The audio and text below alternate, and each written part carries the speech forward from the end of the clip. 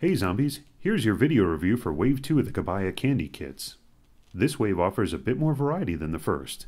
You get Prowl, Jetfire, and Ultra Magnus. Let's start with Prowl. It's a pretty nice representation of the hanky toy. The only problem is that the stickers for the lights don't want to stay down. Most of the stickers on these toys remain remarkably well, but not these. The transformation involves quite a bit of part swapping. Sometimes it's more difficult than it should be because the parts fit together so tightly that they don't want to separate. The good part is that all the guns store inside the car mode somewhere. Once you get it into robot mode, the kit looks pretty good. What can I say? It looks like Prowl. If you like Prowl, you'll like this kit. I love that they included all of his guns. They're part of what makes Prowl's appearance so iconic. Next we have Jetfire, also based on the Hinky toy line. Once again, it's a good little representation of the original. If nothing else, these kits look great. You can also display this toy in the jet mode without the fast pack. The transformation is a little messy though. The legs are a real pain to remove. They peg in extremely well and take a bit of wiggling. The rest is pretty easy, only slightly tedious.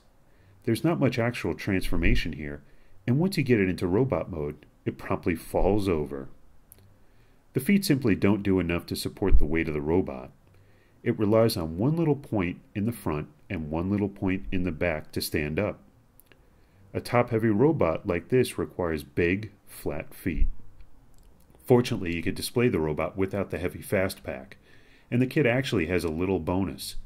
You could turn the head around to reveal a Skyfire-esque face.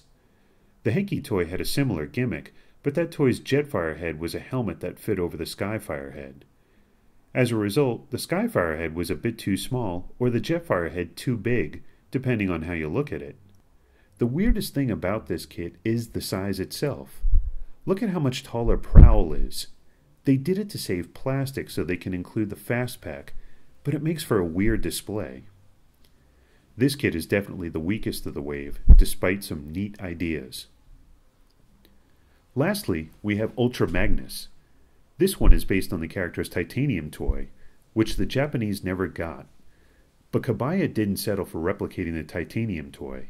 They actually improved on it. I much prefer this shade of blue to the titanium toy's baby blue. This mode looks nice. The only problem is that the cab is a bit wide. It looks, well, weird.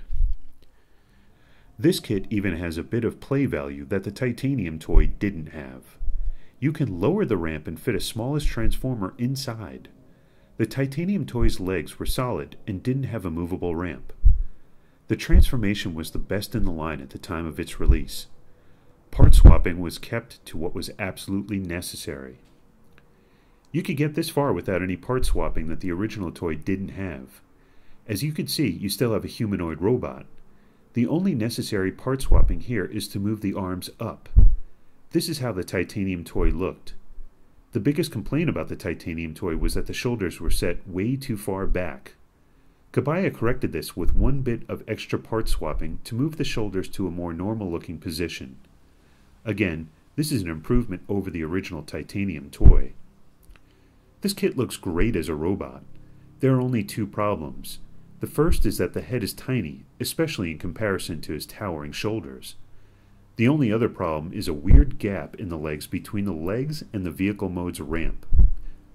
But this is by far the best kit in the wave, and probably the best kit in the line at time of its release.